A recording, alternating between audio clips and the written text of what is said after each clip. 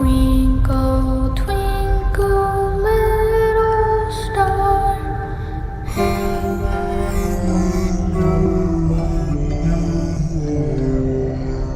He's alive!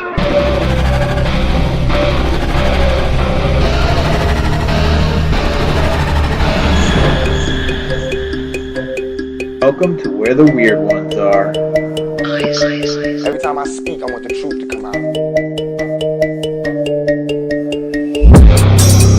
Powerful figures in Hollywood as well as powerful politicians who are in fact not human. They're reptiles or they're lizards or perhaps extraterrestrials.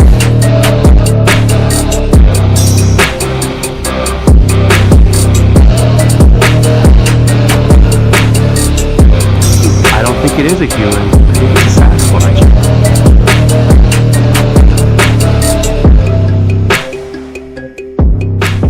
Go ahead and run. Run home and cry to mama.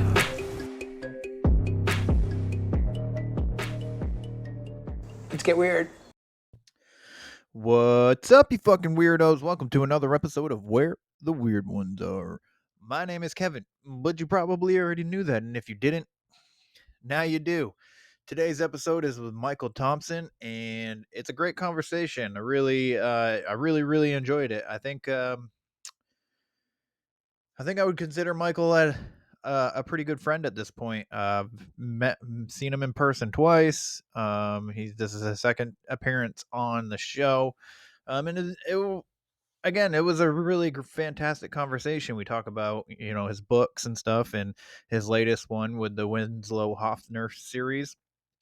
And we talk about oceanic cryptids and shit. So it was a lot of fun for me. I hope it's a lot of fun for you guys to enjoy it. And go check out his books.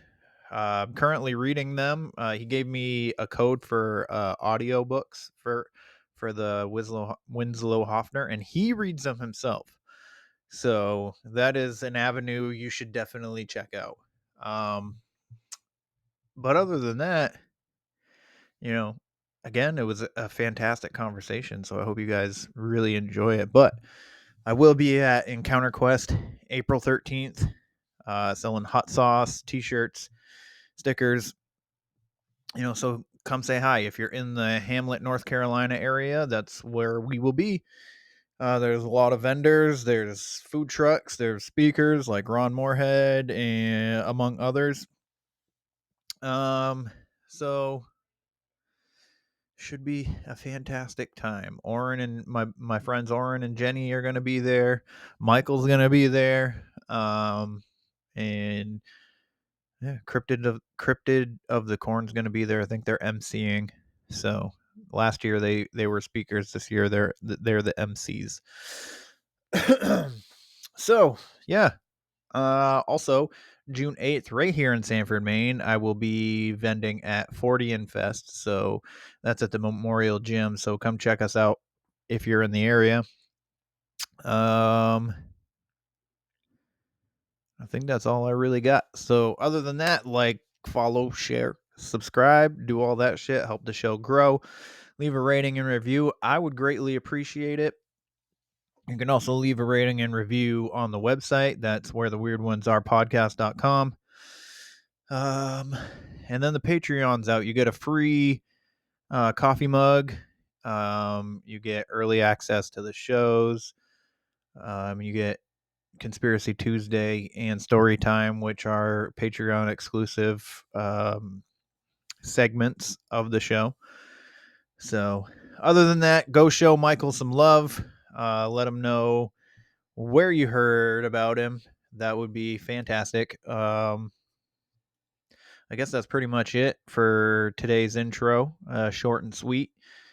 So again, I'm so happy that you guys are here. If you're struggling, please know that there's light at the end of the tunnel. And I appreciate you for being here and listening and or watching the show. It means the world to me. And if you're struggling with certain kind of thoughts, please here in America, please dial 988 for suicide prevention, and they'll help you for sure. I don't know if it's like an international number. I feel like it is, but I know it's here in the States. So, but yeah, when the creator was looking at the world, she, however you want to look at it, decided that it needed one of you. So I am so happy that you are here, and I'm so happy that you're spending some time with me and Michael today. So why don't we just get into the discussion? And I hope you guys have a wonderful motherfucking day. They're coming to get you, Barbara.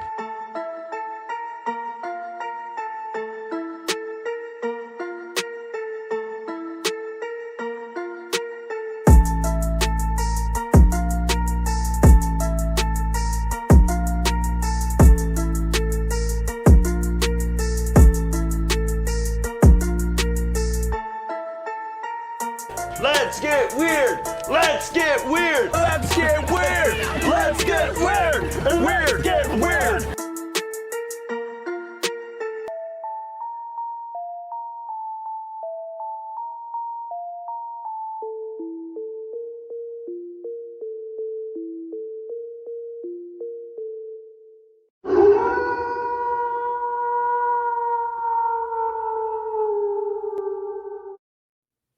What's up, party people?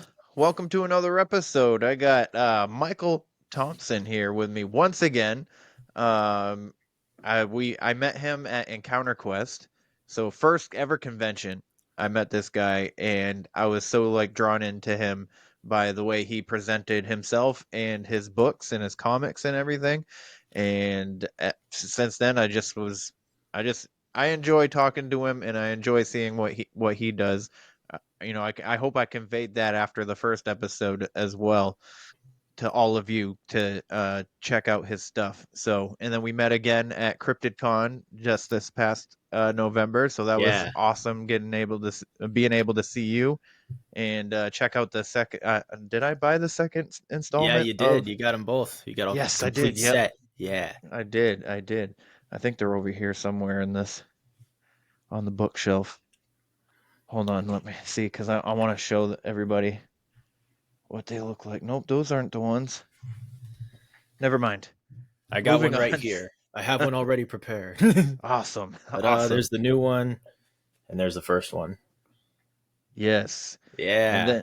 And then I got a paint an art piece that I was gonna hang up. It's in the background. I just hadn't done it yet because So, anyways, I've moved the studio around like 20 times trying to figure out how to put things. Thanks. I like the lighting. I like the little the red you got going on there. Thanks, the man. Aliens and the mushrooms and the skeleton. And then I got a little mini fridge here with my waters and as Oren and Jenny say, my allotments, although it does not have any allotments in it currently. Cool. Oh, you got a sticker from Jessica's show there. That's cool. Yeah, I got Jessica. I got 305 Paranormal. I got Bizarre Encounters. And then I have my own sticker that I got. Jessica's having a show up in Massachusetts.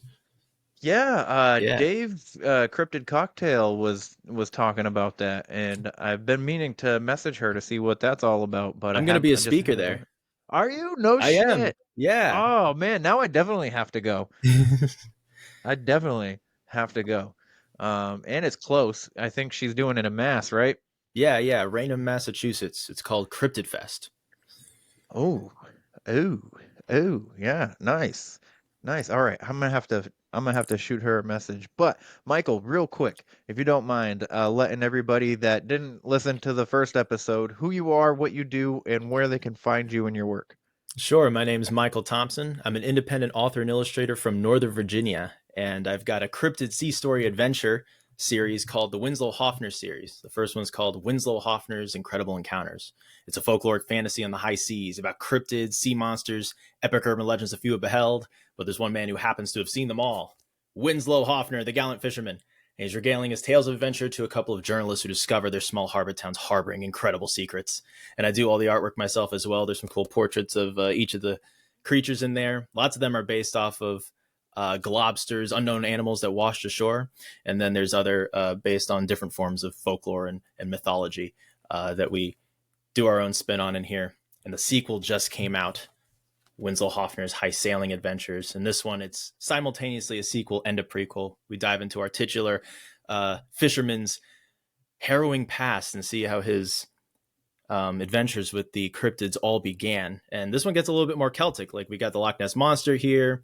We've got this cool otter-like cryptid called the Dobarku in the background. For your watchers on YouTube, you can see the Afonk, which is a Welsh cryptid. Very cool. One of my favorites in the book here. And and it's thicker, it's deeper, there's all kinds of cool stuff going on. I'm really excited for people to read this one. Awesome, man. Awesome. So I will Thank you. say that I read the World of the Orb. And that was really good. I really enjoyed it. Thank So you. Awesome. I haven't I've bought so many books at CryptidCon. Mhm. And I haven't had a chance to read anything yet. Yeah, your listeners may enjoy World of the Orb as well. It's not specifically cryptid related, but it borrows from mythology a lot, and it's a cool alternate world adventure about a couple of kids who discover the hidden world the museum was trying to keep secret. I'm so glad that you enjoyed it. Yeah, it took me back to when I was reading in like middle school and stuff. Like I can't remember the series, but every series it was a group of kids in school, and they always like I can't remember, like a school bus driver was a werewolf or something like that. And I can't remember the frickin' series for the life of me right now. It's definitely but like every it's book, like a kids know best type story, ensemble piece. It just like took me back to those days, and it felt that's pretty great, cool. man. That's exactly what I was going for. Oh, I'm thrilled. Yeah. So so you got the sequel coming out, already out. Yeah. Do you have a third installment planned, or? I do. Ooh. I do. And in fact, it's almost done. Oh, nice. Yes, That's I'm nearly done with awesome. it. Currently, it's on pause for a little bit while I do some illustration work for my Chicken Boy series. So for listeners who have younger readers in the family, that's my action-packed illustrated chapter book series. We got Chicken Boy right here. He's the greatest superhero to ever be hatched. And I do all the artwork in this one too. It's got a different art style, but still do it all. It's in cartoon. And so this is a very funny book. But I'm doing the anniversary editions of 1, 2, and 3, and those are going to post very soon. And then when they do, the original versions will be retired, and they'll all be in this new industry standard size for the bookshelves. And it's pretty cool because it's the 20-year anniversary of when I created the character when I was 9 years old. I rewrote and illustrated the first book when I was 13, so it's been 16 years since the publication. But I'm really excited, and it's turning out fantastic. So that's my current production right now, and then I'm gonna jump back and finish up Winslow, do the final polishing touches, and all 4 books should come out this year. Nice. That's awesome, man. That's awesome. Yeah. I'm excited for it. Thank you. Excited to show my son the Chicken Boy comics because he's gonna be at Encounter Quest with me this year. Perfect. So, perfect. I don't know if I told you at CryptidCon, but actually, no, I didn't tell you because I hadn't done it yet. But so I am vending at Encounter Quest this year. Yes, I saw that. I saw Jess made an announcement. Yeah. I am thrilled. That's awesome. What do you got there? Remind me what you're selling, because I saw it on the post, but I got T-shirts and hot sauce. Hot sauce. That's right. Yeah, I saw that. That's good. That's going to be brilliant. Yeah, I was I can't remember like the how like it came about, because I've been making hot sauce for such a long time now. No kidding. Okay, cool. For my own consumption, Yeah. And I don't know what, like, it just like dawned on me. I was like, I want to sell my hot sauce, and then I just started bottling. I bought bottles. I got my friend Emily to make the labels. I printed up labels, and So now everything's like coming together and like legit at this point, and then I'm gonna see how well it does at Encounter Quest, how well it sells, and then I'll probably move to the online store and I will be your see. first customer. I So, cannot wait. nice, thanks, man. I appreciate it. Yeah. Uh, I'm so excited about it too, and the speakers there are amazing. Ron Moorhead's back again, Yeah, dude. so Great and guest. yeah, awesome. I've listened to a part of him talk, but I didn't really know who he was, like, and how important like his research what had been and stuff Yeah. like that. So like I never like asked him for a picture or his books or anything like that. Well, you got a picture of him because we had that epic group photo Yep. in the after party at Encounter Quest. Yep, I did get that picture. Yeah. So I kind of want to like I want to take this time an opportunity to actually kind of like have a little bit of a dialogue with him instead of just listening to him talk Oh yeah. and stuff like that. So but I'm excited that you're speaking. Like, is this going to be your first speaking event for you? Well, I'm going to have some that are going to be uh, technically before I was invited by the Library of Congress to present about the Winslow Hoffner series. Yep. They have a paranormal sci-fi fantasy forum. They call it What If, and so I was invited. One of my other author friends recommended me, and then they reached out to me, and so I'm going to present for them. And I'm developing the show about storytelling with cryptids and storytelling, and how I adapted the legends into a cohesive narrative for the story. Because that was specifically what they were looking for: what you make, and then what inspired it. And so I thought this is a really good show for the cryptid shows, and I pitched it to Jessica as soon because she was kind of telling me about her idea for this show long ago, and then when she announced it, I said, "Hey, do you need a speaker?" And she said, "Yeah." And so we're doing that. He's That's amazing. I'm excited. Now for everybody listening, there's been two Jesses mentioned. There's one Jess who is Right. the uh I guess the businesswoman and organizer of Broken Branch Designs LLC and Encounter Quest. And then Jessica, which is where is the event that Michael's going to be speaking at. She has a YouTube show called Cryptid Bits with General Tidbits, and I met her at Squonka in Pennsylvania. She's a lovely person. So if Yeah, you she's haven't great. checked out, yeah, if you haven't checked out her YouTube, you should do so. It's really good. She has good guests, and they Mm-hmm. all seem pretty intelligent, and they speak very well, and they give you information pretty good. So, um, now I can't remember if I had asked you in the first episode, but I was curious what inspired the Winslow Hoffner series? Like Oh what was yeah. that all about? Oh yeah, the inspiration behind the series. That's a good question. So, for all of my books, I either have there's usually what I call either a foundational image or a foundational line. So for World of the Orb, the first part of the book that ever came to me was and you'll know now, the Cracor chase, the death snake chase, right in the middle of the book, where they were, and I saw, without any context in my mind, I was really young at the time. I might have been in elementary school, but this little boat skipping on these huge curling waves, and with a cleaved sail, with the sail torn in two, and it was jumping and catching some air and then falling again, with this massive half reptile, half fish thing skating through the currents, leaping and then falling on its side like a whale would, and it's just barely like escaping the tips of its fangs. And I thought, that is a story. Who are the people on the boat, and how did they get there? And so that's how the inspiration for World of the Orb came about.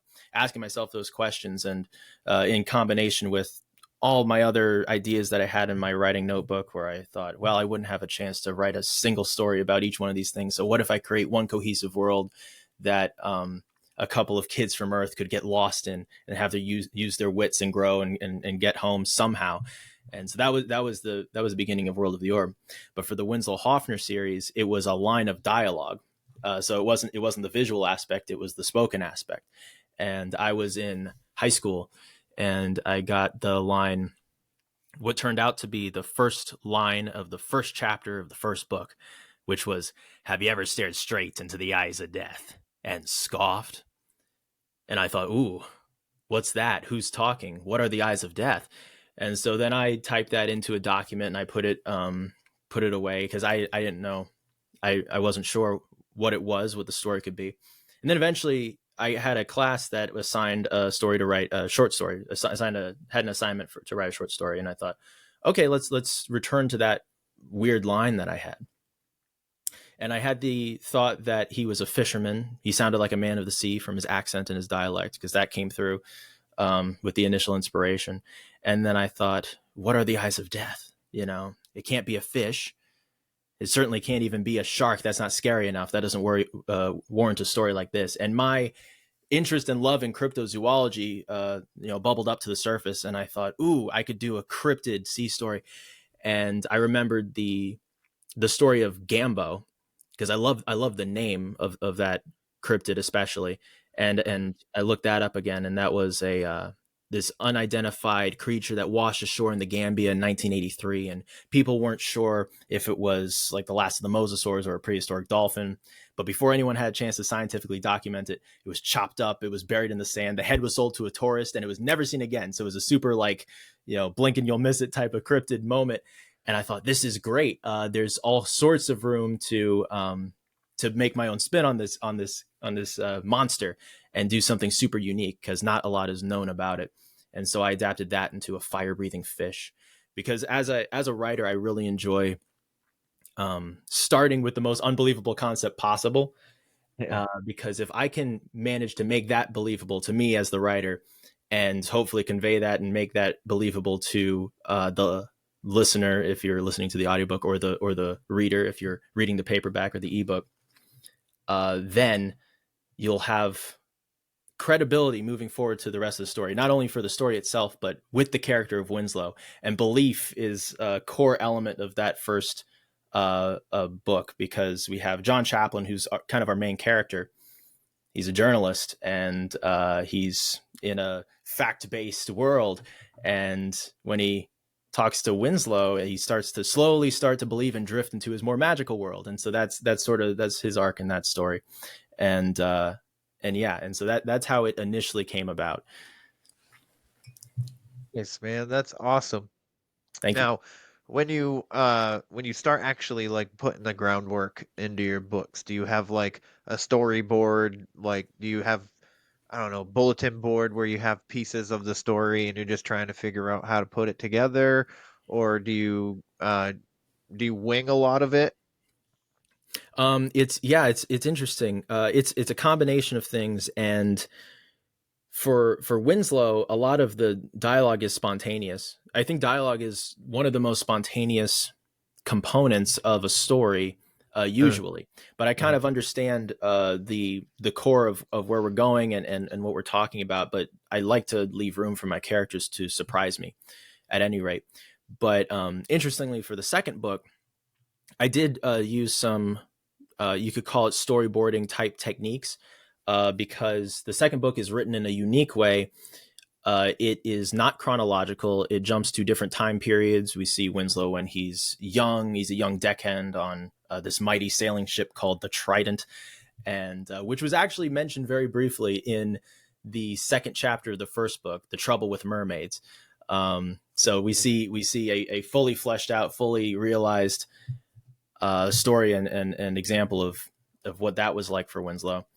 And we also see him, in the modern times. We're jumping back and forth, and I had to keep it all straight. So I borrowed a technique that I saw on the Breaking Bad, Better Call Saul teams featurette, where it's a film, it's film style technique. They had the beat sheet, and they took the story beats and they put them on index cards and then had those up, and they were stacking those in a certain thing, because they knew they had to hit certain things, and the order in which you hit those things is important. So that helped me visualize it more.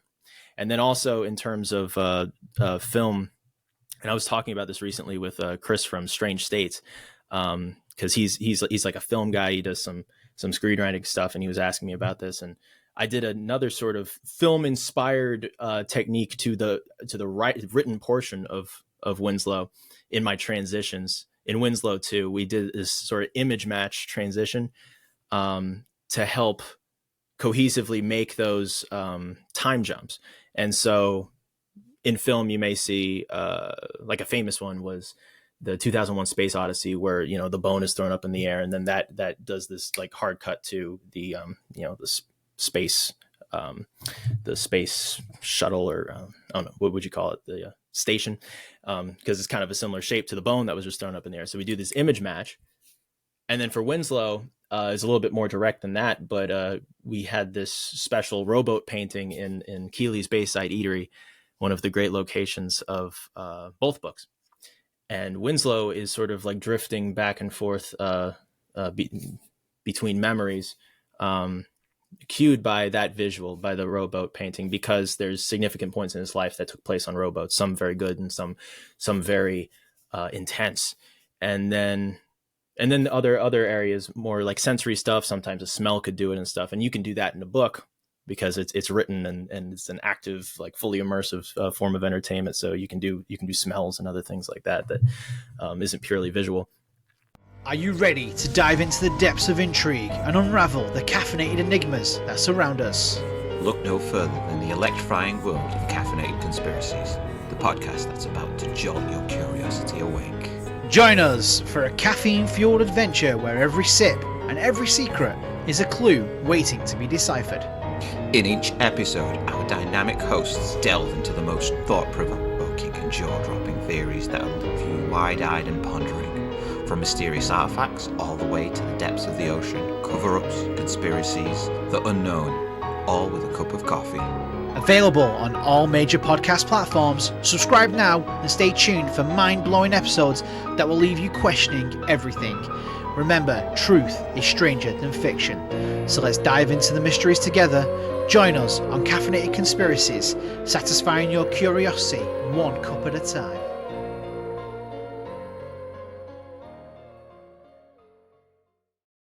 Right. Yeah. So that was a cool way to do it. That is cool, man. I appreciate you taking us through that. That's pretty cool, man. Sure.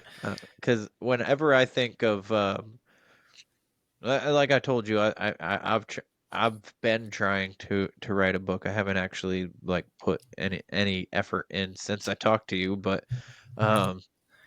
I always visualize like writers having like just these pieces of a story hanging up on their wall, and then just it's a legitimate, whatever works for you. It's legitimate. Yeah. Some people journal it. Some people have it written up on the wall, or there's other different programs where you can help visualize it and have it sort of like a scrapbook style, have all your different ideas in there.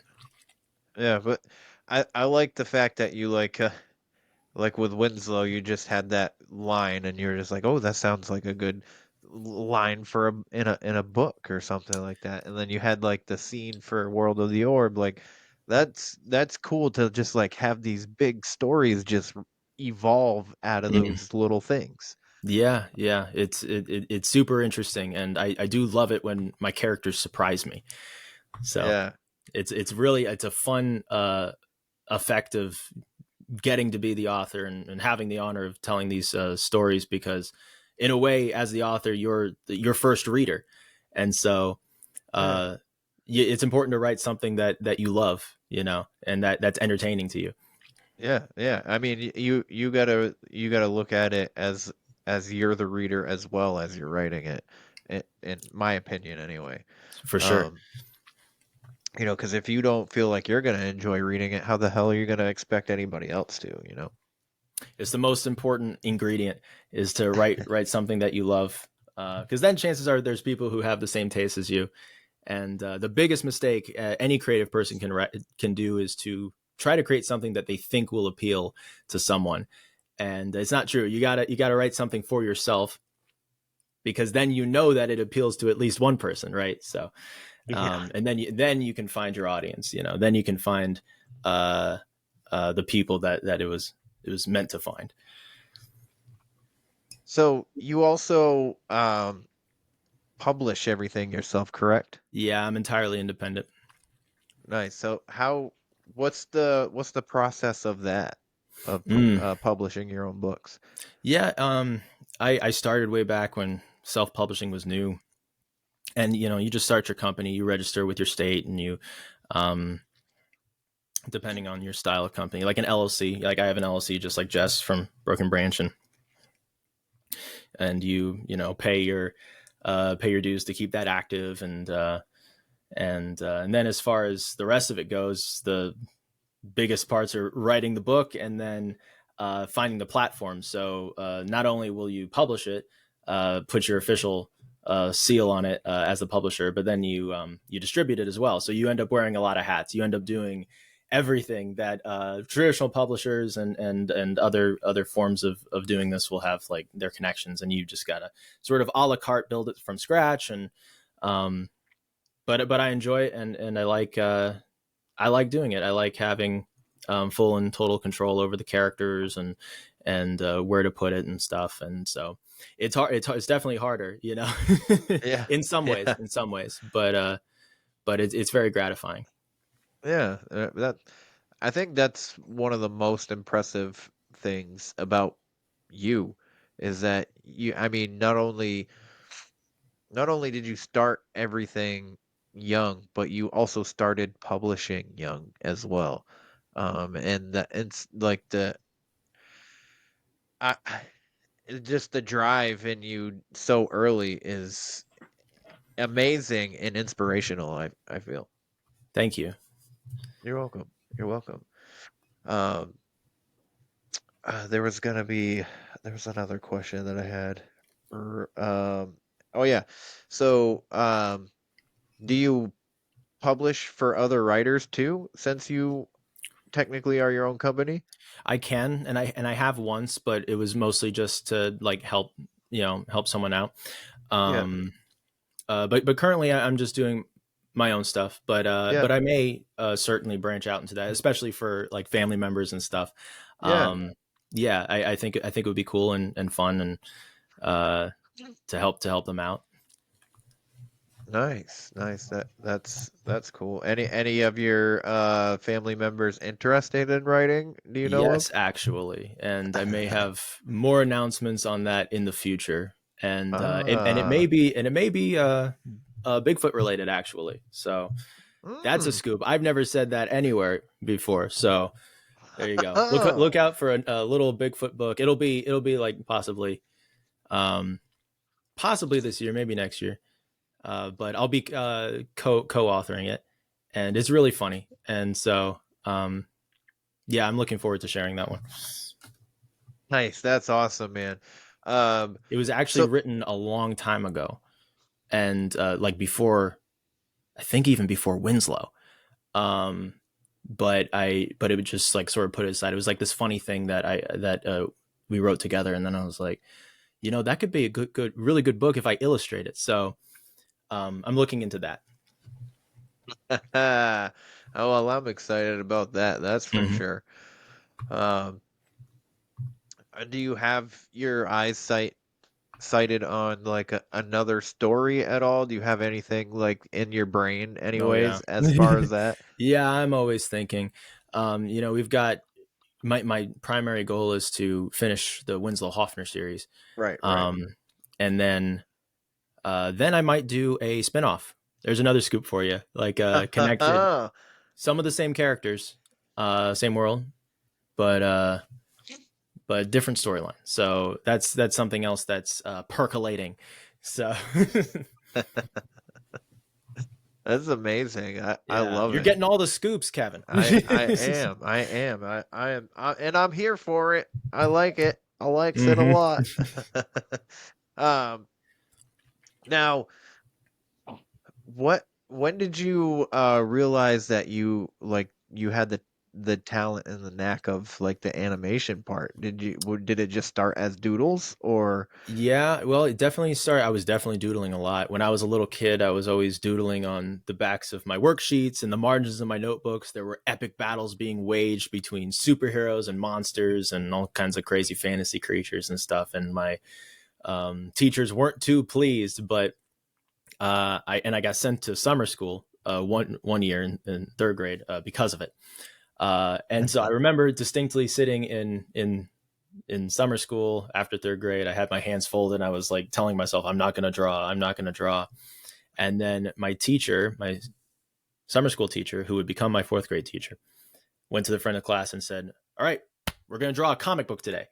And that was the first assignment. And I thought, I get to do this, because I thought I was like a bad kid. You know what I mean?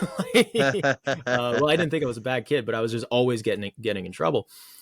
And then he had this super creative aspect to his summer school class, and then my mom asked to have me transferred into his class for fourth grade, and it happened. And this teacher was so inspirational to me, and the way that his class worked, the central component of the class was the writing journal. And so every kid had a writing journal, and it wasn't just for writing. You could also draw in it, and you can also make comics and all these kinds of things. And so that's where I created Chicken Boy, and I was just filling it up with all kinds of great ideas, many of which developed into books later on and will develop into books even later on. But I filled up every page, and then and I would bring it to him each time. And I was just so excited for him to read it and for him to give me his thoughts. And so feeling so inspired, I wrote my first book, Chicken Boy and the Wrath of Dr. Dimwad, after class. After I finished my homework, kids, I went darted to the computer room and I just typed up the story, and then I drew the pictures and I copied it together on the copy machine, and then I spiral bound it at Kinko's, which is a store that I don't think exists anymore. I don't think it does. I brought it into class, and he held it over his head and he said, "Look at what Michael did. Isn't this great?" And I thought, and from that moment, I thought I want to be an author. And he took me aside, when the class ended, and he said, "Never stop doing Chicken Boy. Always keep writing." I said, "Okay." And then each year I brought a new Chicken Boy story to his current class, and they all loved it. And it was kind of like the classroom mascot. And the kids were reading these spiral bound books as if they were any other book on the shelf, even though I made them with markers. And I, it felt great, and I enjoyed doing that. And each of the kids started to want their own copy. And I was like, okay, how do I do that? And that's when self-publishing was new. And that's when I started looking into that. And I thought, okay, I'll self-publish it so each kid can get their own copy. And so I started my company, Thompson Original Productions, which, and I don't think I've said this in too many shows, but it actually got its name because every time that I brought my teacher one of my drawings or my stories, he would say, "Ooh, a new Thompson original." And so that's why I named it that. and so I did that. I put it together, and then we did a drive for the animal shelter. Any kid who brought in a donation for the animal shelter, like a can or a toy or something, got a free book. And that's how the first book launched. And then I just continued. Nice. And now he had this is the same teacher that has the book that he shows to the kids all the time, correct? Yeah. He still has the original Chicken Boy that I made when I was 9 years old. Yeah. And I still go to his classroom. I'm visiting his classroom later this year. And so, yeah. Nice. Mm-hmm. Nice. Yeah. That's awesome. Mm-hmm. I wanted to get your I also wanted to get your take on the Miami Mall aliens. Ooh. Because there was a speculation that there were sea monsters, like they were coming out of the water, supposedly. I did not hear anything about the sea monsters. Yeah, so I was curious what your take was on that. Well, now I need to do more research. You got to send me some articles about the sea monsters, Kevin. Now I need to look into this because that's definitely my thing. Yes. Yeah. It was certainly fascinating. I don't have too much of an opinion on it, but now that there's sea monsters involved, I got to find out more. I'll have So- I'll have I'll have to find the video that what? Well, do you mentions remember it. like what they were described as, or like No, they just said that there was monsters coming out of the water coming out of the or water? whatever Okay, and interesting. going into the mall. Like they were like, I had enough of this ocean. I need to go shopping. You know what I mean? Kind of thing. Well, what's your take on it? Well, at first I was just like, Jesus Christ, dude. Every time something happens, people gotta fucking say it's aliens or something Yeah, like there's a that. lot of aliens happening lately. But especially ever since the disclosure, like everything is alien. Mm-hmm. Hmm. Um, and I was just like, oh man, I gotta look at everything before I can like really have an opinion on it. Right. And you only see like blurry videos, which Yeah. with any kind of sighting just Always. always happens. That's the way it is. And then you got the above like the helicopter or whatever video that's going flying over the mall or whatever, and everybody's like, oh, they're surrounding this huge alien right out front, and you can, if you actually like dissect the video, you can kind of make out three different people in that supposed blob. So I was just like, well, that's three people. Those are three. That's just a group of people like walking together. Yeah. But at the same time, the cops are on the other side of their cars with their guns drawn. Hmm.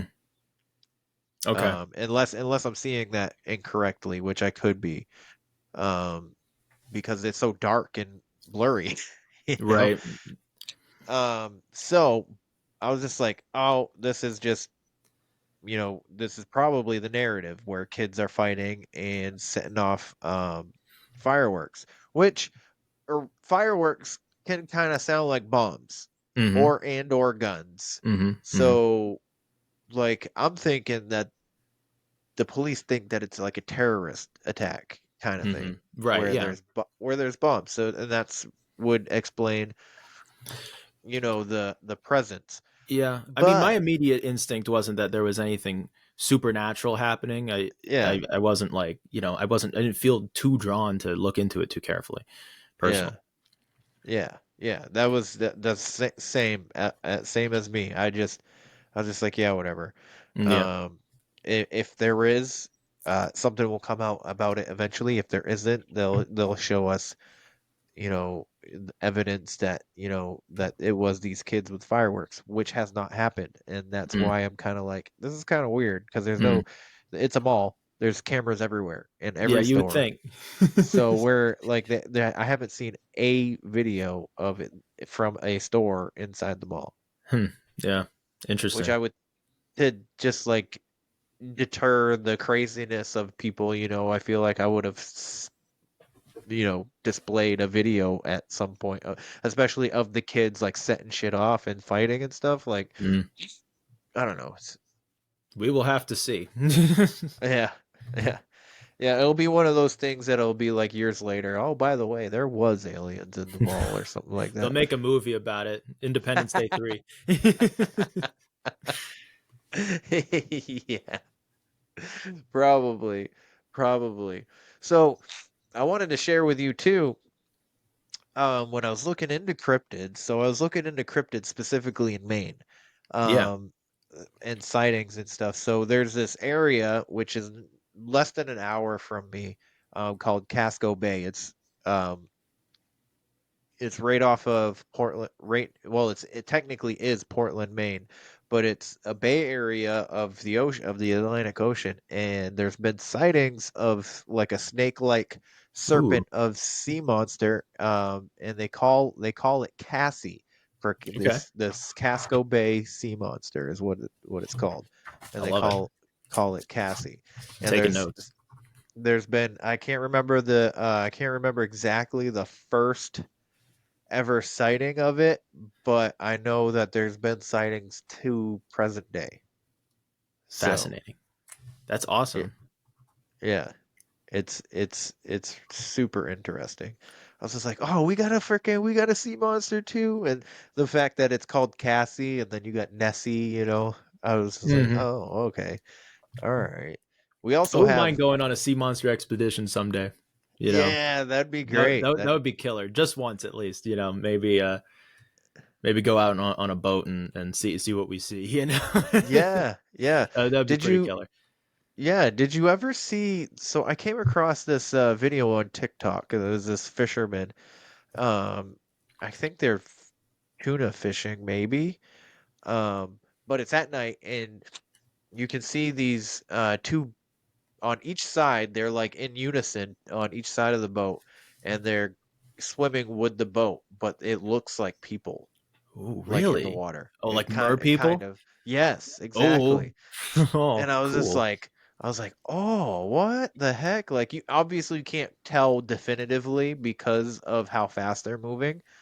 Um, and then had stopped the boat at another point, and you can hear singing in the Oh my distance. gosh, that's awesome. Yeah, I I was love like, stuff like that. wow.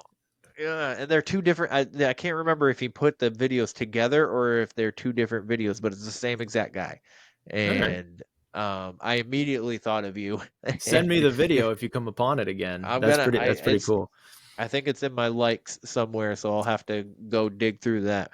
That's Um, cool. The I sea is should a have fascinating thing, and the mystery of what could be down there because there's so much space and it's so unexplored is exactly. really a core inspiration for all of the Winslow Hoffner series. And that's the case for cryptozoology as well. The mystery is so fun to me, Yeah. and I love exploring that and postulating on what these creatures could have been like. Like for instance, we got the Afonk, which I mentioned earlier. This guy on the shore on the cover of the second book here. Yep. It's a Welsh cryptid and kind of mythical. Kind of goes back to some Arthurian mythology, and the most common representation of it visually is like a giant beaver with the head of a crocodile. And I thought about that in silhouette, and I thought, that could just be a super large monotreme, like a platypus. And so that's the direction I went with it, and I kept it, purely that direction. And as it turns out, they had discovered teeth of a massive precursor to modern platypuses. And so not as sharp and impressive as the teeth that are arming Percy's jaws in the background here, but teeth nonetheless. And then they eventually, over the course of time, flattened away and just became purely a bill. And I thought, oh, that's great. So there's kind of a biological basis for it as well. That's awesome, dude. That's pretty good. That's pretty dope. When did you say that they found those teeth? I don't remember when, but it was fairly recently. And then in my research, I came upon some articles that were talking about the Afonk in connection to that, and I thought, oh, perfect. It was neat because I thought about it, and then in my research, I found I was like, that's exactly what I was thinking. Plus, I've been hearing some rumblings. Some of the cryptid people that I follow were telling stories on Instagram of some seabound, like ocean swimming large platypuses that were seen. I think like off the coast of Alaska, and I think that's interesting and fairly new as well. And so I'm like, ooh, interesting. Oh, Yeah, that yeah. is interesting. That is Timely. interesting. I think just so. Yeah, if I ever come across the cryptid on land, I'm gonna be pretty afraid. But like, if I ever see one in the ocean or any kind of water, I feel like that's gonna be more terrifying because You can't see them coming. that too, and I can't move as fast and diligently through the water Oh if my I was gosh. to get like knocked into it or whatever. You know what I mean? Like off the Yeah, boat or anytime something. you're on the water, and if you're on a boat, and if you look left and right and you don't see land, you get a great sense of just the size of the immensity and the mystery of the ocean. Yes, yes, because I think what is it like 75% of the ocean is unexplored, Right, yeah. and A that's truly a lot. alien alien scape, I almost said landscape, but that's not right. It's a seascape. Yeah. Oh man. So have you ever like looked into the Admiral Byrd stories at all? No, not carefully, but I have heard of it. Yeah, Okay. Project. Yeah. I forget what it's called. Operation High Jump. That's it. Yeah, I've heard of Yeah. that. Kind of. Because It's connected to like the Hollow Earth speculation, right? Or is it just yeah. that things extend beyond like farther than I forget what it was. If it's It was Agartha or that if there's it's more land and Mhm. than we've It been just keeps led to going. believe. Yeah. Yes. Yeah. Yeah. And there was like woolly mammoths and stuff, like things that were extinct, I guess, Yeah. in the central part of the world. And then there's it's a Yeah. good story. Yeah. Which actually, real quick, they are talking about bringing the woolly mammoth back in I have 2027. heard of that. Didn't they create a meatball or something out of like Yeah. the flesh? Yeah. And it was like super expensive or something. So which I would imagine it's meat that's extinct. Yeah. Would you eat a woolly mammoth meatball?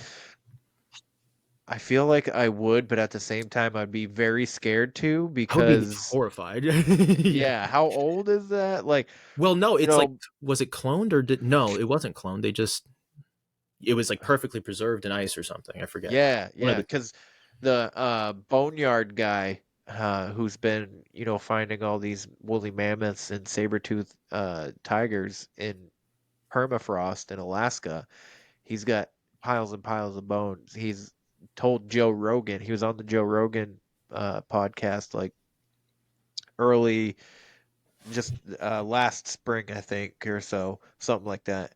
And he was talking about grilling up a piece of fucking mammoth meat. Fucking, he found because like he's like it was still good, like it was been delicious. frozen, and I'm like, dude, I'm like when I heard him say that, I was just like, come on now, like, the This meat is that a I way put that in you my could get zombies freezer by goes like bad. bringing back some ancient disease or something in the meat. Yeah, That's where my mind goes because I worry about yeah. everything and I'm like, so. Yeah. I was just like, oh no, Joe Rogan's like, how'd you feel after? He's like, oh, it was fine. It was really good. It was tasty. And I was like, no, that had to mess with your stomach. I'm not, there's no way you just ate it and everything was fine. Welcome to Sorta Kinda Funny. We're a comedy podcast, brother and sister duo, where we take your guys' embarrassing moments and stories and turn them into humor because life's about laughing at yourself, and we are sure gonna laugh at ourselves. I am James. I am your main Mac Daddy host, and I'm also joined by a loser. Go ahead and introduce yourself, loser. Go ahead. Don't be shy. This is Lauren. Give it to them. Absolutely. Baby. Absolutely. What did you say? Also, we sing a lot, so if you haven't listened to this first episode, I'm sorry. We have new episodes available every Thursday and would love nothing more than to hang out with you. Does that sound too desperate? Yes. Okay. Check us out wherever you listen to your podcasts, and we'll see you on Thursday. And as always, text me if you want to hang out. Bye.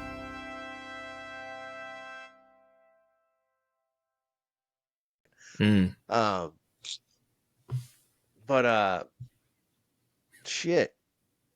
Before I mentioned the oh yeah, so like do you think that like aliens could be coming from the ocean? Because in the Admiral Byrd story, that's what he talks about in his journal, that a couple of these alien like spacecrafts came out of the water. Yeah, they call it like USOs, like unidentified submerged objects. Yeah. And a lot of things. I think I'll tell you this: it would actually, to me, seem more likely that that these unidentified things originate here rather than from some distant point in space. Because then you don't have to solve the interstellar travel aspect, and it's like I think I'd sooner believe a hidden society of unknown entities than that's within our realm than something from beyond the stars or beyond our understanding or another dimension or something like that. So I think of all the theories, it's actually the most likely. That's my opinion on it. Yes. Yeah. Because I bounce back and forth between that we're just in a glass jar, and that's where you get the rainbow from because the sun is shining against the glass, and then obviously the glass is kind of like rounded, Mm, so you know. Um, I'm not saying that that's 100% what I believe, but yeah, it's fun to speculate certain things and it's flat got Earth. potential. Yeah, Yeah, and I flat think Earth is although interesting, so mm, I will say from like a storytelling perspective, I do kind of like the classic alien from another planet, because I love Star Wars and stuff. So oh yeah. I like just imagining alien worlds and stuff. Obviously, like um in my writing, and I wouldn't mind writing some type of alien story someday. Classic alien, type You type should. story. You should. Yeah. Uh, Um, my son and I just came across frickin' Aliens versus Cowboys, the movie, how is it? with Harrison Ford. Um, it was decent. But I mean, we didn't watch it. My son was because I watched it when it came out back in the day, which was Hmm. like 2014, 2015, I think, ish in that area, maybe. And my son's like, "What is going on here?" I was like, "It's the Wild West with aliens." He's This is like, what it was like. yeah. He's just Pay like, attention. This is a history lesson. he's like, I don't want to watch this because Netflix gives you the trailers, Hmm. or like a scene, and he's like, I don't know about this, and I'm like, Hmm. oh, fine, fine. He's more of a Bigfoot person, so any Okay. movie that has a Bigfoot in it, he's down for 100%. Small Harry Town and the Monsters has been Hendersons was doing his great favorite. stuff with Bigfoot content. They got their Road to Discovery on YouTube. Yeah. Really, really, really good documentary by Eli Watson. Very interesting, All documenting right. the Olympic project. Have Yep. you seen any of it yet? No, Oh, I haven't. check it out. Yeah, because like the evidence in there is really interesting. They got these they had discovered these beds that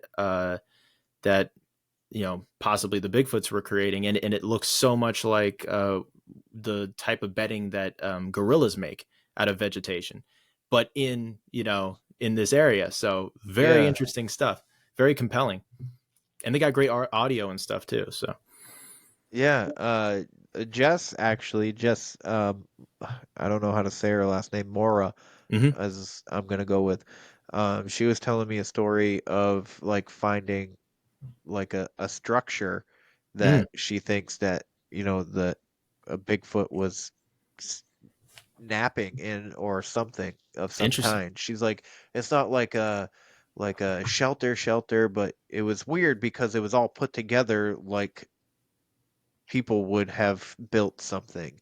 But the way it was like she's like you know there's the way things were put and how big they were, like they were part of trees and stuff like Hmm. that. They were too big for people to be moving around. Interesting. And I was like, huh. And it was out in the middle of the woods on a mountain that she was hiking. Yeah, that's the other aspect of these things. When they're in the middle of nowhere or in a place that's like so inconvenient for a person to be, extra compelling. Yeah. Yes. Very, Yeah, very. Um, you're going to Monster Fest too as well, I right? am Monster Fest 2 in Canton, Yeah. Ohio. Yes, I'm Very going excited. to that as well. Yes, we'll hang Um, out. yes. Well, you know what? We're probably gonna hang out at a couple of these because so we got Encounter Quest. If Hmm. you're speaking at Jess's thing and that's in Mass, I'm definitely gonna be there. So I'll Yes. see you there. Um, then we got Monster Fest. Are you coming to I Frogman in March? I want to. I Okay. haven't 100% decided to because it's in March. Yeah, it's pretty Uh, soon. March 2nd. yeah, I'll be there, and then I'll do Encounter Quest. And then I've got a couple of other stuff that the Snarly Owl's putting on. okay. One also in April called Halloween in April, and then Cryptid Halloween 3. And It's called in Ranson, West Virginia, and that looks really good. You got a really big space for it. He's gonna have haunted houses in it, even. oh, nice. Yeah, Well, I'm probably gonna have that's to gonna go be to in that one October, too. end of October. Yeah, and then what's the, well, I'm gonna go to CryptidCon again. CryptidCon, I Kentucky, might, Lexington. yeah, I think I'm gonna try and vend that too. Ooh, Actually, excellent, excellent. That was a great so show. I had a great time. yes, yeah, me too, me too. I hung out with the. Have you met the gentleman from Cryptid Warfare? I have not yet. I follow them. They follow me as well, and so I'm gonna reach out to them at some point. Maybe see if I can hop on their show too. Yeah, I'm sure they would love to have you. It's so like I went. Not only did I, because I always wanted to go to CryptidCon, but um, they were gonna be there, so it was like kind of like uh, get to meet them and Sweet, do CryptidCon at the same time, and they made it so fun. It was they're hilarious, and fantastic. they dragged me into this video with I can't remember his name, but he has like a TV show or something like that, Okay, and they were talking about this guy who's I think his name's Dan Brown. I don't know if that name sounds familiar, but not at the moment. um, so they were all talking shit. They were all like, "Hey, where's Dan Brown or whatever?" Blah blah blah. And then the guy's like, "Who is that guy?" And he's like, "I don't know who that guy is over there on the right, but the other two guys are Cryptid Warfare." Blah blah blah. I was like, "Yeah, I shouldn't have been in that video." But Drew like fucking dragged me into it, and I felt Hey, that's retarded. fun. Yeah, a long time ago, I was aware of CryptiCon. That was like, I looked into that and I thought eventually one day I'll try to do that. Um, but I didn't actually end up doing it until just this past year. And I started doing the whole cryptid thing because of Mike from Cryptid HQ. I met him at um, what was it? It was Big Lick Comic Con Nova, and I was walking by and I was like, "Ooh, a cryptid table." I never see cryptid stuff, other than my books. And so we got to talking, and he said, "Hey, I'm throwing this show called Bigfoot and Friends. You should come." And then that's where like I met everybody, and that was the first one that I ever did. And then all of a sudden, all these new cryptid shows started popping up. I was like, this is amazing, So there was this great, like Winslow had this great renaissance of popularity on account of all the cryptid shows, and it's sort of solidified my plan to stick with that and put out the sequel. So Amazing, amazing. So, are you when you do the excuse me, when you do the speaking event, are you just talking about your books? Is that like how that is going? well, I'm going to my plan. Well, certainly for the initial show is to kind of talk about, uh, sort of tell the stories of the initial legends and then how I adapted them for the Uh-huh. story, and then sort of like throw up, visually like my drawings and my process and show all that. So it's like a neat, behind the scenes or behind the page in this case, sort of look at the process.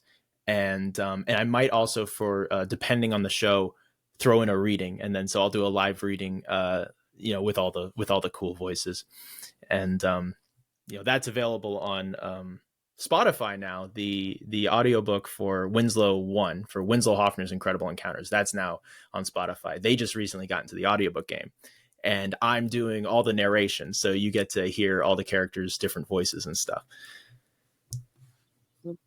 That's awesome. Yeah, That's dope. I didn't know Spotify was doing they audiobooks. just got into it. Yeah. So if you have premium, it's available for free already. So, or it's included. So you can just add that to your library and listen away.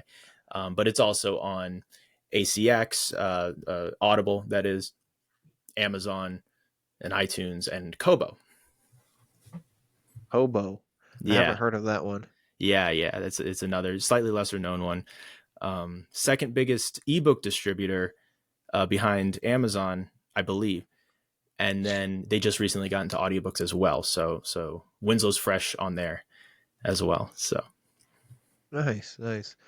Um, real quick, if you don't mind, bestowing words of wisdom to any young readers, writers that are looking to, start you know, their inspirations and putting it to works like yours. I would say if you have a story inside of you, then that's a sign that it's meant to be told. So if something's coming through, if images or if your characters keep talking to you, write them all down, capture them in those moments of wild inspiration. Have a little notebook, like maybe on your nightstand or wherever you get that inspiration. Because that's where I get my inspiration. I have to like roll over and like, and I scribble it down. And then in the morning I have to decipher my Baliri hieroglyphics. But have those little things in check so that you can capture the inspiration when it comes, and then write the story that means the most to you. Write what comes to you. Because like we said earlier, if it comes to you, if you like it, then that's a sign that someone else with the same taste as you will like it also. Nice. Well said. Now, was curious about what your favorite all-time fictional character is out of if you could, if you Yeah. can. Okay, my favorite just fictional character period would be Ash Williams from the Evil Dead series. Ah, I yes. I literally okay. So my friends had a couple years a while ago had a cosplay party that they did, and Yep. I built an Ash Williams cosplay. I have a chain. I literally have it because we're gonna do it again, like for the first time, like as a sequel party to that. And at the Snarly Yows shows, at both of them, he is encouraging the vendors as well as the attendees to dress up because both of them are Halloween themed. And so I'm going to go as Ash Williams. So if you come to see me at Halloween in April or Cryptid Halloween 3, I will be Ash Williams. My chainsaw hand used to work also. I don't think it works anymore. I might have to adjust some stuff. But I got one of those like a pretty like nice full size, fake chainsaw from Spirit Halloween. And then I cored it, I hollowed it out, and I put in like a little thing to hold. I'm right-handed, so it's gonna make it hard to sign books, but I have to be like true to the character. So I'm gonna have I can take it all off, but I got that, and then I made like the harness and the scabbard and everything that he has in the movies. So I love that, especially Army of Darkness. I have that I don't know Army if you of see Darkness, up, my favorite. right there, right up there. I got a Bruce Campbell autograph there on my wall. Yeah, that's awesome, man. That's a picture from Evil Dead 2. Army of Darkness, though, that's my favorite movie. I watched that when I was young. I was probably too young to watch it, but I that's a cool like alternate world kind of thing, and it's like a perfect hero's journey as well. So if you've never seen it, it's a great movie, and it's super quotable, and it's so funny. So I love it. It is. So I don't know if you know this or anything, but my intro music has a line from Army of Darkness in it. Oh yeah. Yeah, I remember when I was listening to it, like, a year or so ago when I was on the show before, I was like, oh, Army of Darkness. I forget what line it was though. Which line was it? It's shit. Now I forgot. Oh man. Go ahead and run home and cry to your mama. Run home and cry to mama. Yes. It's so good. Oh my gosh, the best lines are in that movie. There's so many one-liners. It is. Oh my god, yeah. The dialogue is delicious. It's so funny. I love it. Yeah, it's hilarious, and I wish they were still doing the Ash versus Evil Dead series. It's my favorite show. Like I subscribed to Stars just to watch that. Same. Yeah, it's the only reason. And then as soon as it left, I unsubscribed because there's no other reason to watch it. But I have them all on Blu-ray, and I like started like rewatching them fairly recently. It's such a good show. Highly recommend. Oh my god, amazing show. Yeah, I will say. I won't spoil how it ends, but like they could have gone such an interesting direction. Oh, yeah. The way that the third season ended. Wow. Oh yeah, for sure. Yeah. So when I was first trying to do this podcast, when I was like, what my logo was gonna be, right? So my original thought process of the show was gonna be like I was gonna sit like I was gonna get like a little like a bigger chair than this, and my dog was going to sit with me, right? So she was going to be able to be seen on the camera and stuff like that. Not obviously she can't talk, she can't participate, but she was going to be in the YouTube You would have videos a and very, stuff like very that. unique show if you had a talking dog co-host. Yeah. So yeah, that was my original plan, was to have her sitting right next to me, and maybe eventually one day I'll get a bigger chair and she can sit with me. But she usually, when I'm recording, she usually sits right here at my feet in her bed. Um, but so my original plan for the logo was to be me standing with an American flag, ripped shirt, a microphone's out like this, and my dog sitting at my feet like, the woman, and then having In the like style of the freaking Army of Darkness poster. yeah, Oh my yeah, god. that was my plan, and I couldn't find anybody that could do it or that would do it at the time. That is like, that's my favorite movie poster of all time. I got that in my other room. Like, I don't have enough room Yeah. here, but I got it in my other room. Yeah. Eventually I'm gonna like put everything together in like a media room someday. Like I need like a special place for all my weird stuff. But Yeah. Oh my gosh. I might be able to get Emily to do that for me now. Ooh. But Yeah, once, that would be sick. yeah, when she started doing t-shirt designs for me and stuff, it never crossed my mind again. You know what I Mhm. mean? Like, cuz at first my cousin is does graphic design, and I asked him about it, and he's like, "Yeah, just, I'll get it done." And then all of a sudden, and then I just never heard from him again. And I was just like, whatever. And then We this had other a guy out of the UK, I paid him $100, and he gave me like this weird, like very like amateur like a toddler probably could have done it. Which, no, I'm not like, maybe he just didn't care to try, and I'm not saying that he sucks or anything. Like, it was still good. It was very it seemed lazy to me. So I was just like, oh man, what the hell? And then I just made the one that I have, which I actually like it. Oh, It it's a great logo, Yeah, I honestly. think. And I like that one where you have the American flag showing through in the space in the letters. Yes, That's a nice design. I like I that. love that too. It was it like just randomly, like, cuz I asked Emily, I was like, "Can you do like different colors in the letters for me?" And she's like, "Yeah, I absolutely can." Because when I Mhm. was like, "I'm gonna make the merch shop," I was like, "Well, I want to give like a variety of options, so you have different color letters and different color shirts." I saw Uh, people wearing your shirt at CryptidCon. did you Yeah, really? they passing by the table. I'm like, nice shirt, and we got to talking. But yeah, I was like, this is really cool to see. Yeah, that is awesome. I didn't see anybody. Yeah, I saw some people. Yeah. That's awesome. Um, but yeah, that, like, it just never. And then I was just like, "Hey, what about American flag? Like, you could see it through the letters." And she's like, "I Mhm. can absolutely do that." She gave me two versions, and it was a rustic version and then the very bright one that I actually put on the Mhm. store. Mhm. Um, so I'm super excited. She's an amazing person. Cool. And I'm so happy that I met her.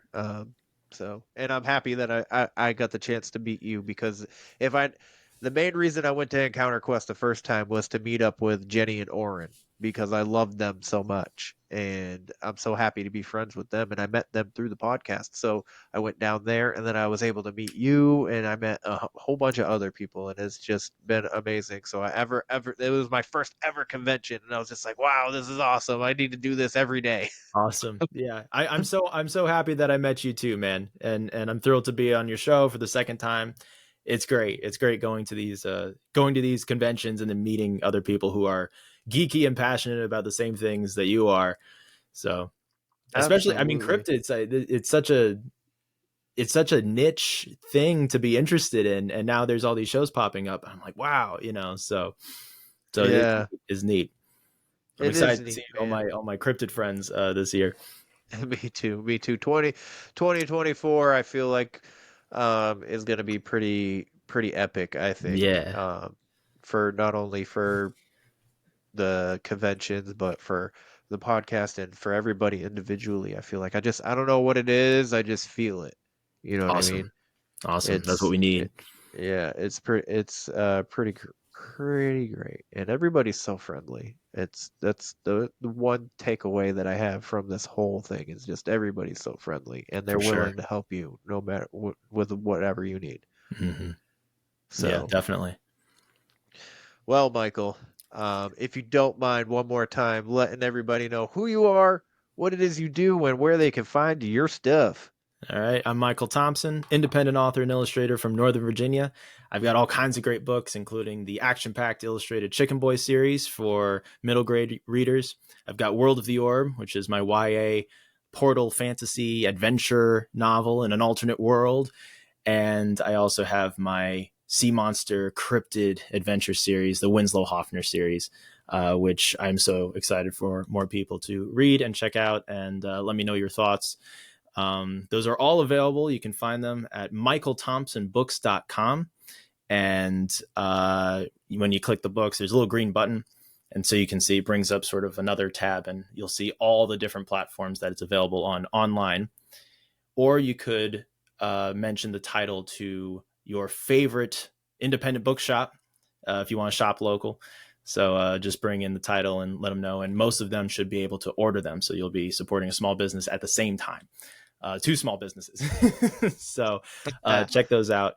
And there's more coming, and I can't wait. I'm excited for it as well, my friend. Well, it was a pleasure speaking with you, Michael, and I appreciate you taking the time to come on today. Always, anytime. Time is, our most valuable currency. So the fact that you came and spent it with me this past hour it's a blessing, man, and I appreciate you very much. Likewise, thank you for having me. All right.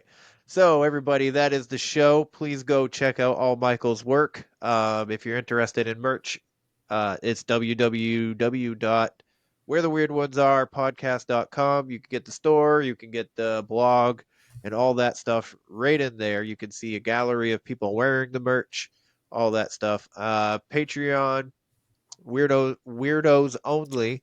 So you get Conspiracy Tuesday, free mug, and you get a story time segment and free early access to each show, each episode. So with that being said, I hope you have a beautiful day or a beautiful night, whatever time you have decided to listen to Michael and I speak on all things weird. And remember, question everything and stay weird. This concludes our broadcast day. Click.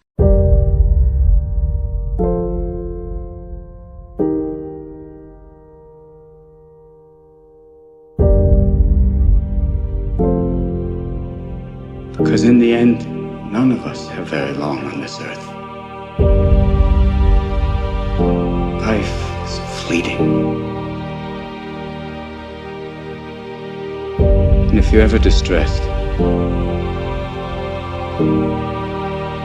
cast your eyes to the summer sky, when the stars are strung across the velvety night, and when a shooting star streaks through the blackness, turning night into day. Make a wish.